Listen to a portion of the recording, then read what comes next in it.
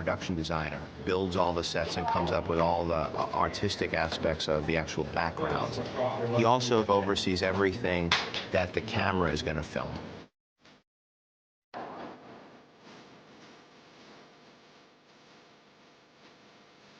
My domain as a production designer primarily being the visual elements of a film. It involves a construction aspect, it involves a decorating aspect, and then there's a property aspect. Property being anything that's handled by an actor.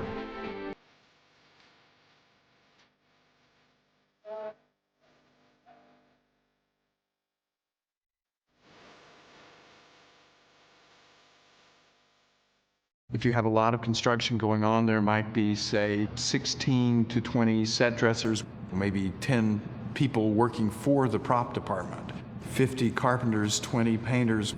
You'll start off with a few people, crescendo ostensibly in the middle, and then sort of taper off near the end. This project is a little bit different than other projects in that we're going to be racing full tilt right up until we wrap. So if you include on any given day the entire staff of my department, including set deck, I mean, easily it could be over 100 people. You get about 10 weeks of prep, and you end up with a 10 to 12-week shoot, depending upon how expensive or big or elongated the shooting process is for the film. Overall, out of a person's life, it's about 5 to 6 months. My background was architecture professionally, but also I do a lot of carpentry. My dad is a carpenter, so I had both sides. To be an art director, you are the hub of information between the production designer and all the departments that are involved in creating the world that the actors act in. I oversee the construction or the building of all the sets. I'm involved in all the design aspects for structural integrity, quality control to make sure it's all built to the right size, and work off the blueprints that the art department gives us.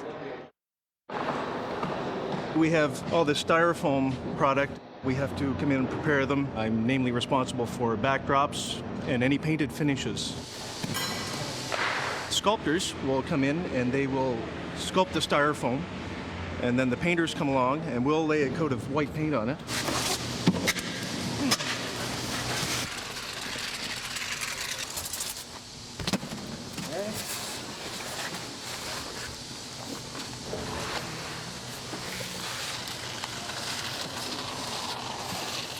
The special effects guys who are coming in this evening are now going to lay snow over the entire thing and brings it all together. Booties, real men wear booties. Booties are cool.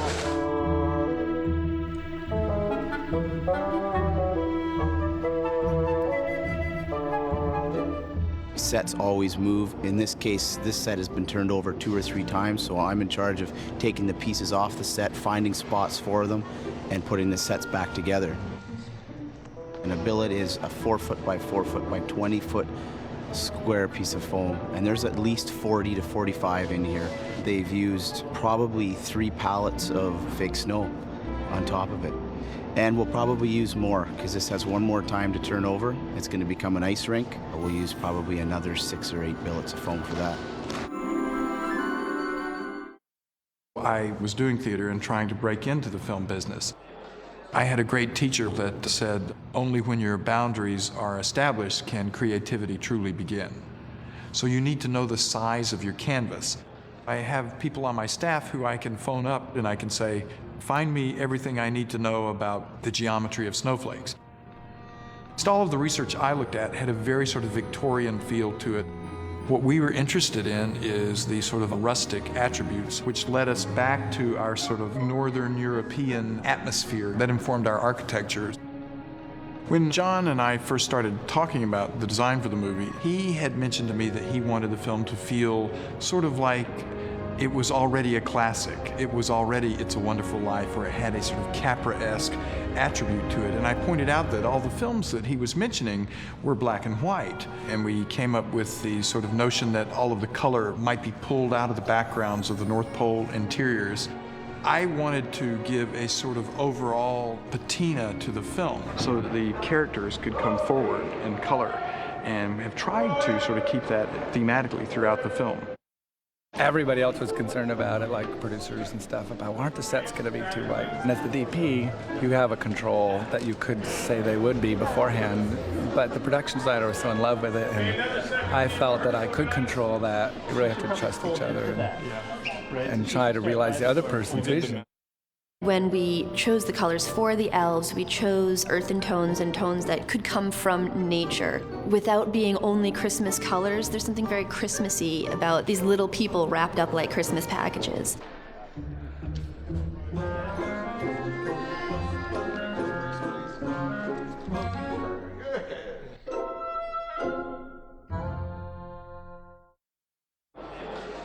It took about 5 weeks to build the whole set. These posts here can actually come out and just leave the ceiling hanging because we've hung it from chains off of the other roof of the studio. So we have 2 sets of walls which can be changed and they fit in between the posts, and we have different windows which go in. What I like and find most interesting is when you look at the inside, it's completely finished and the outside is a bare skeleton shell. That's the movie magic. A large component of my work is moving furniture and picking up trash. I do maintain some continuity in conjunction with the continuity person and the props people. Whatever else we use to make our set look like what it's supposed to be. So it involves a lot of digital photography, keeping track of where everything lives, endlessly moving stuff back and forth. We get anything from watches and rings to eyeglasses to toys. All of these sets are designed so that they are modular. And we came up with this post and beam architecture, which is exemplary of the region. Some walls are log walls, some walls are vertical rough-sawn plank walls, and then some walls are horizontal plank walls. I started in the theater and I worked my way over to film. My job is to take care of any carpenter needs on set after the main body of carpenters have finished the job and the unit comes in. We prepped for this shot. I know. Okay, so we'll just de-prep it and we'll bring platinum over. We'll give us about 10 minutes. Okay.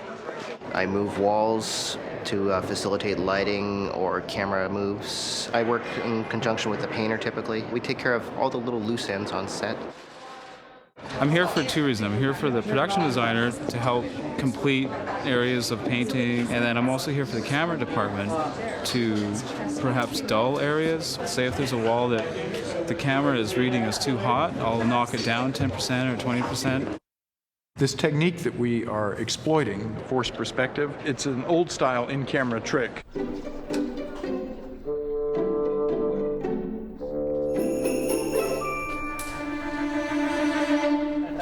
We mess with the exposure and the focus, so something that's in the distance actually appears to be right beside you. So you misdirect this actor's eye focus, and then you misdirect that one, and they look like they're standing beside each other and talking to each other. The actors really have to get eye lines right because they can't look at each other. Let's say they're sitting side by side. They can't just look like this because one's up here, the other's back here. So one's kind of looking this way, the other's looking that way, and it appears they're looking directly at each other. It involved a very short period of time to figure out the math, and it involved working really closely with the art department, the DP, the director, props. Yeah, they do line up. They do? Yeah.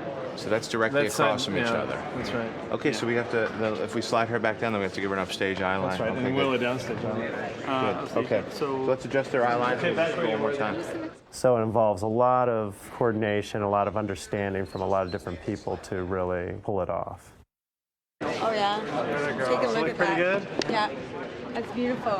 I take the angle, I take the light, make sure that we know what effect is being written down. I work a lot with the camera crew and I take camera notes. Can we center the work tables to the room? The forced perspective process, we have little set pieces that are in the foreground, and so we ended up cutting up furniture, and some props are really big, some props are really small, but when you look through the camera and line it up properly, it all looks like it's one set.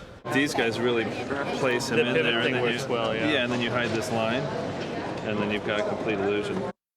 That's the standard size Etch-a-Sketch that we see with Will. The elves need one that's that much bigger, so when we see them, they'll appear to be 4 feet tall and holding something that we know to be this size. And we had some parts machined to duplicate what's in a real Etch-a-Sketch, which is like this one.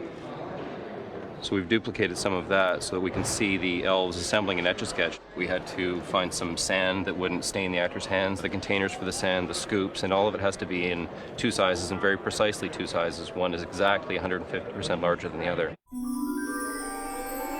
This is what we call the elf scale set.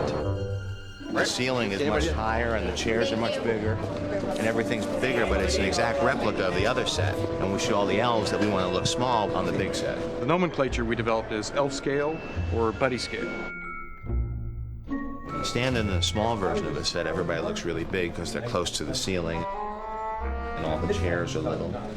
The set is built as if it's in scale for this person. This is a 4 foot to 4'3" person, which is how big we want the elves to appear next to a human. So we use these for a scale reference. When you put Buddy in that set, it should be exactly 2/3 too small. A lot of the scenes with the fireplace, we were reluctant to have the fire burning because the fire has to be in your scale. Okay, right. Otherwise, the physics of the fire betray the illusion. So you couldn't put the big room with a small fire. Right. So the fire can actually play. Right. But if you had this fire in the big scale room, it would seem too small. It's exciting to watch on the screen, even in the monitors. The elves are so colorful and the background is so muted that it looks like it's all an effect shot all the time. Later on, when we tell people that there's no digital effects at all in the North Pole stuff, nobody will believe us because it looks so hyper-real. Bye, Choo-Choo. 2, and bye, Sunshine. I can look at the monitor all the time and think, wow, that's a cool shot. For me, it has been tremendously successful. That's a great cut. Check the gate.